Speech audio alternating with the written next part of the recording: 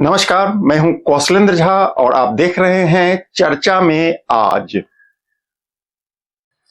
Operation सिंदूर के बाद पहली बार देश को संबोधित करते हुए भारत के प्रधानमंत्री नरेंद्र मोदी ने कहा, भारत का मत एकदम स्पष्ट है। टेरर और टॉक एक साथ नहीं हो सकते। टेरर और ट्रेड एक साथ नहीं चल सकते। पानी और खून भी एक साथ नहीं बह सकता। हमारे वीर सैनिकों ने ऑपरेशन सिंदूर के लक्ष्यों की प्राप्ति के लिए असीम शौर्य का प्रदर्शन किया। मैं उनकी वीरता को, उनके साहस को, उनके पराक्रम को आज समर्पित करता हूं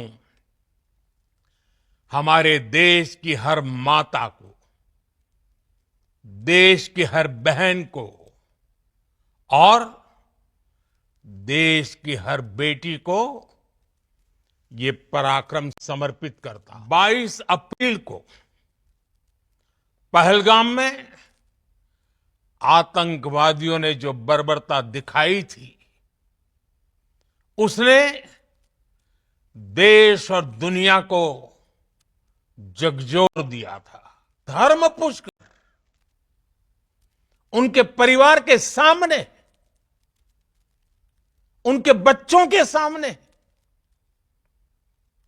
बेरहमी से मार डालना, यह आतंक का बहुत विभत्स चेहरा था, क्रूरता थी।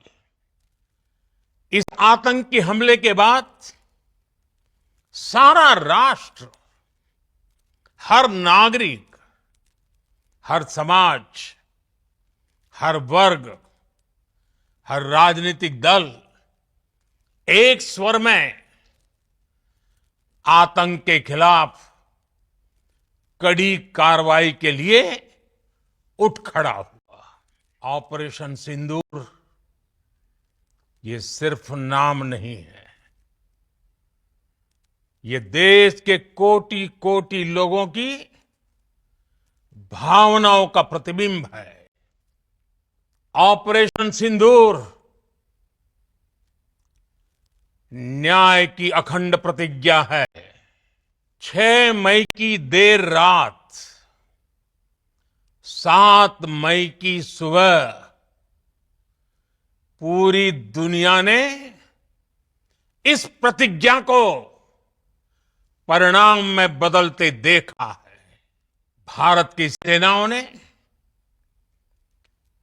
पाकिस्तान में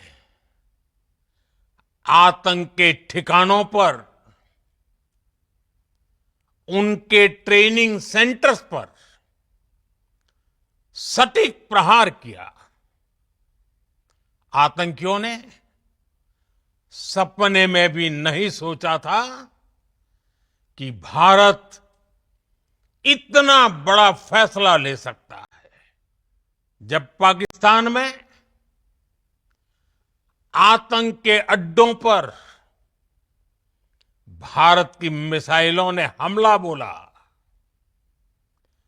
भारत के ड्रोन्स ने हमला बोला,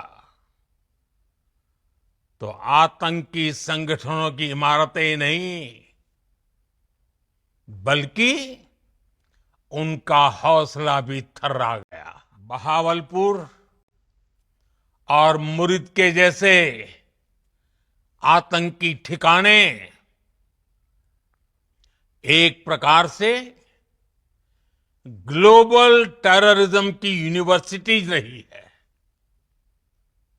दुनिया में कहीं पर भी जो बड़े आतंकी हमले हुए हैं, चाहे 9/11 हो, चाहे लंदन ट्यूब बॉम्बिंग हो, या भारत में दशकों से जो बड़े बड़े आतंकी हमले हुए हैं, उन सब के तार कहीं ना कहीं आतंक के इन्हीं ठिकानों से जुड़ते रहे हैं। आतंकियों ने हमारी बहनों का सिंदूर उजाड़ा था, इसलिए भारत ने आतंक के ये हेडक्वार्टर्स उजाड़ दिए। भारत के इन हमलों में 100 से अधिक खूंखार आतंकवादियों को मौत के घाट उतारा गया है। आतंक पर भारत की कार्रवाई का साथ देने के बजाय पाकिस्तान ने भारत पर ही हमला करना शुरू कर दिया। पाकिस्तान ने हमारे स्कूलों, कॉलेजों को, गुरुद्वारों को, मंदिरों को, सामान्य नागरिकों के घरों को निशाना बनाया। पाकिस्तान ने हमारे सैन्य ठिकानों को निशाना बनाया। लेकिन इसमें भी पाकिस्तान खुद बेनकाब हो गया। दुनिया ने देखा कि कैसे पाकिस्तान के ड्रोन्स, पाकिस्तान की मिसाइलें भारत के सामने तिनके की तरह बिखर गई। भारत के सशक्त एयर डिफेंस सिस्टम ने उन्हें आसमान में ही नष्ट कर दिया। पाकिस्तान की तैयारी सीमा पर वार की थी, लेकिन भारत ने पाकिस्तान के सीने पर वार कर दिया। भारत के ड्रोन्स, भारत की मिसाइलों ने सटीकता के साथ हमला किया। पाकिस्तानी वायुसेना के उन एयरबेस को नुकसान पहुंचाया, जिस पर पाकिस्तान को बहुत घमंड था। भारत ने पहले 3 दिनों में ही पाकिस्तान को इतना तबाह कर दिया जिसका उसे अंदाजा भी नहीं था। भारत की आक्रामक कार्रवाई के बाद पाकिस्तान बचने के रास्ते खोजने लगा। पाकिस्तान दुनिया भर में तनाव कम करने के लिए गुहार लगा रहा था, और बुरी तरह पीटने के बाद इसी मजबूरी में 10 मई की दोपहर को पाकिस्तानी सेना ने हमारे डीजीएमओ को संपर्क किया। तब तक हम आतंकवाद के इंफ्रास्ट्रक्चर को बड़े पैमाने पर तबाह कर चुके थे। आतंकियों को मौत के घाट उतार दिया गया था। पाकिस्तान के सीने में बसाए गए आतंक के अड्डों को हमने खंडहर बना दिया था। जब पाकिस्तान की तरफ से गुहार लगाई गई, पाकिस्तान की तरफ से जब ये कहा गया कि उसकी ओर से आगे कोई आतंकी गतिविधि और सैन्य दुस्साहस नहीं दिखाया जाएगा, भारत ने भी उस पर विचार किया। और मैं फिर दोहरा रहा हूं, हमने पाकिस्तान के आतंकी और सैन्य ठिकानों पर अपनी जवाबी कार्रवाई को अभी सिर्फ स्थगित किया है। आने वाले दिनों में हम पाकिस्तान के हर कदम को इस कसौटी पर मापेंगे कि वो क्या रवैया अपनाता है। ऑपरेशन सिंदूर ने आतंक के खिलाफ लड़ाई में एक नई लकीर खींच दी है। एक नया पैमाना, न्यू नॉर्मल तय कर दिया है। पहला, भारत पर आतंकी हमला हुआ तो मुंह तोड़ जवाब दिया जाएगा। हम अपने तरीके से, अपनी शर्तों पर जवाब देकर रहेंगे। दूसरा, कोई भी न्यूक्लियर ब्लैकमेल भारत नहीं सहेगा। न्यूक्लियर ब्लैकमेल की आड़ में पनप रहे आतंकी ठिकानों पर भारत सटीक और निर्णायक प्रहार करेगा। तीसरा, हम आतंक की सरपरस्त सरकार और आतंक के आकाओं को अलग अलग नहीं देखेंगे।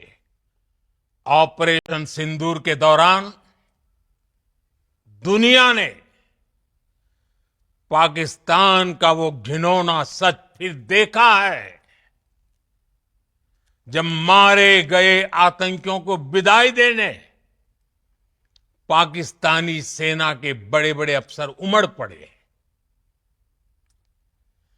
स्टेट स्पॉन्सर्ड टेररिज्म का ये बहुत बड़ा सबूत है। हम भारत और अपने नागरिकों को किसी भी खतरे से बचाने के लिए लगातार निर्णायक कदम उठाते रहेंगे। निश्चित तौर पर ये युग युद्ध का नहीं है, लेकिन ये युग आतंकवाद का भी नहीं है।